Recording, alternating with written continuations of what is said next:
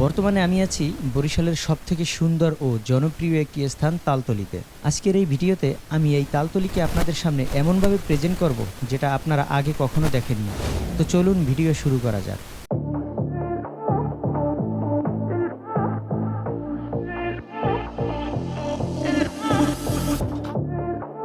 তালতলি বরিশাল জেলার চরবেরিয়া ইউনিয়নের একটি গ্রাম। একটি বেড়িবাঁধ পাল্টে দিয়েছে পুরো তালতলি গ্রামের চিত্র। একসময় ভাঙন কবলিত থাকলেও বর্তমানে বেড়িবাঁধ ঘিরে স্থানীয়ভাবে নানা উন্নয়ন করায় বিনোদন কেন্দ্রে পরিণত হয়েছে এলাকাটি।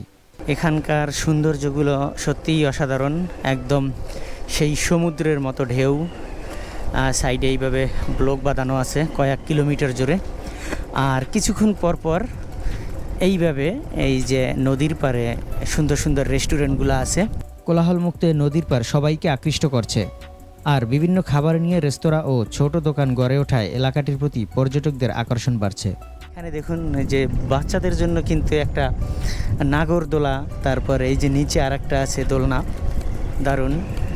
আর ছোট বড় অনেকগুলো রেস্টুরেন্টই আছে। এখন থেকে রাত পর্যন্ত, এখন দিনের ফুটেজগুলো আমি দেখাবো এবং রাতের ফুটেজগুলোও দেখাবো। একই ভিডিওতে আপনারা দুইটি আসলে চমৎকার দৃশ্য এখানে দেখতে পাবেন। সেটা হলো যে এখন বিকালের যে সৌন্দর্য আমরা ড্রোনে নিব, তারপরে সন্ধ্যার পরে প্রত্যেকটা রেস্টুরেন্টে সুন্দর সুন্দর আসলে লাইটিং করা আছে, সেই লাইটিংগুলো সহ আমরা সমস্ত কিছু দেখাবো।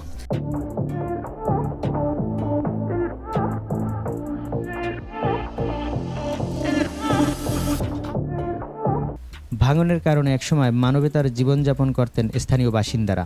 তবে 2017 সালে পানি উন্নয়ন বোর্ডের 328 কোটি টাকা ব্যয়ে বেড়িবাঁধ ও ওয়াকওয়ে নির্মাণ কাজ শুরু হওয়ার পর পাল্টাতে শুরু করে এই জনপদের দৃশ্য।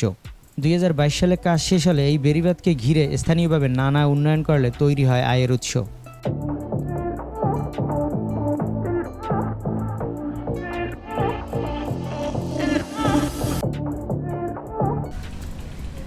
এই হলো যে আমাদের না, এই হলো যে সবার শ্বশুরবাড়ি। এখানে যদিও অনেক শালাবাবু এদিকে আসেন, বলে যে আমার শালা, এখন আমাকে আপ্যায়নের ব্যবস্থা করা হোক, ঠিক আছে। আর এই যেখানে সিনিয়র আছে, অনেক সুমন্দিও আছে, ঠিক আছে। তো এই শালায় কিন্তু আমার লজ্জা পাইছে, এরকম শালা ওপেনে আমি কাউকে বলতে পারি নাই। মন ভরিয়া বুকে সাহস নিয়ে কিন্তু শালা ডাকছি।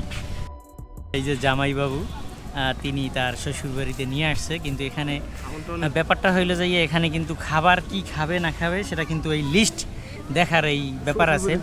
এবং এখানে শালা সুমন্দির অভাব নাই, কিন্তু শালি আছে কি না এটাও দেখতে হবে নাকি।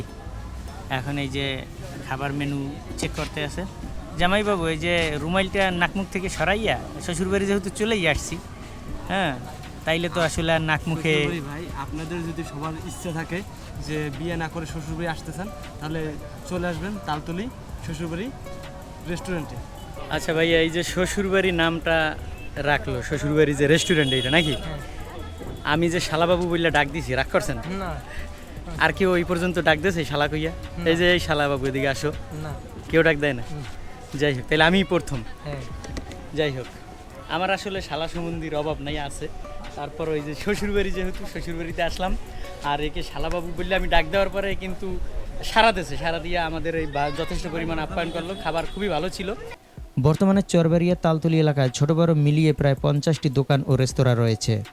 যারা কক্সবাজার কিংবা কুয়াকাটা যেতে পারছেন না, কিন্তু সমুদ্র দেখার প্রবল আগ্রহ বেড়েই চলছে, তাদের জন্য এই তালতলি বেড়িবাঁধ হতে পারে একটি সান্ত্বনাস্বরূপ বিনোদন কেন্দ্র। প্রকৃতি যেন সব সৌন্দর্য তুলে দিয়েছে আপনাকে উপভোগ করার জন্য। চলুন সবাই মিলে একসাথে উপভোগ করি চরবাড়িয়া তালতলি গ্রামের অপরূপ সৌন্দর্য।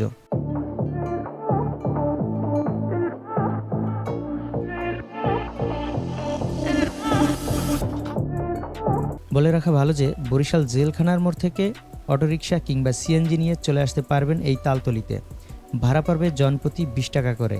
চাইলে আপনি রিজার্ভও নিয়ে আসতে পারেন, সেই ক্ষেত্রে আপনার ভাড়া পড়বে 200 থেকে 300 টাকা।